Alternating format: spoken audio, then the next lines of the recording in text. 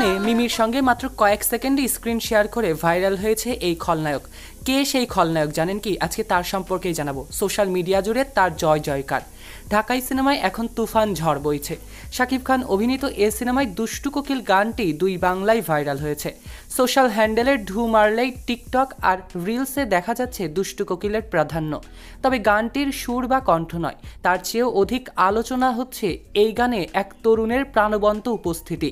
বলা যায় পর্দায় মাত্র কয়েক সেকেন্ডের উপস্থিতিতেই তিনি জয় করে নিয়েছে দর্শক হৃদয়। বিশেষ করে তরুণী দর্শক তার অভিব্যক্তিতে বুঁদ হয়ে আছেন। গানটিতে নদীর বুকে চর আমি কি তোর পর, আকাশ ভরা চাঁদের আলোয় বাঁধব সুখের ঘর, এমন কথার কিছু অংশে ঠোঁট মিলিয়েছে ওই তরুণ। এরপরই অবশ্য তার জীবনে নেমে আসে চরম দুর্যোগ। পর্দায় তুফানের গুলিতে মৃত্যুর কোলে ঢলে পড়ে তিনি। তুফানের জন্য এটাই যেন তার লাস্ট পার্টি। কিন্তু কে এই ভাইরাল তরুণ? এই প্রশ্নের জবাব খুঁজছেন অনেকেই। তিনি এপার বাংলার নয়, তিনি ওপার বাংলার মানব সচদেব। তুফান সিনেমায় যুক্ত হওয়ার পেছনে গল্প প্রসঙ্গে মানব কলকাতার গণমাধ্যমকে বলেন, লোকে বলে না ইউনিভার্স যা আপনার জন্য লিখে রেখেছে সেটাই হবে। আমার ক্ষেত্রে ঠিক সেটাই হলো।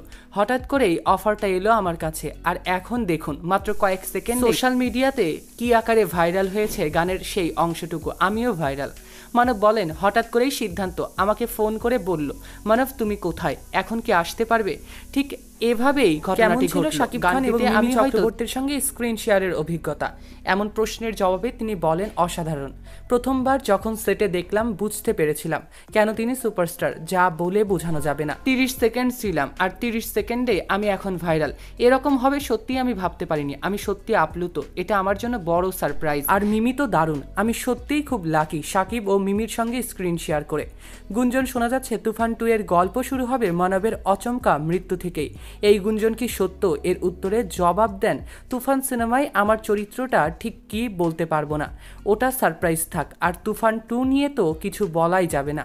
পরিচালক ঠিক কিভাবে ভাবছেন সেটা তো আমি জানি না। এর আগেও সৃজিত মুখোপাধ্যায়ের শাহজাহান রিজেন্সি সিনেমায় অভিনয় করেছিলেন কলকাতার ছেলে মানব সচদেব। স্টার জলসার সাহেবের চিঠি ধারাবাহিকে অভিনয় করে নজর কেড়েছিলেন তিনি।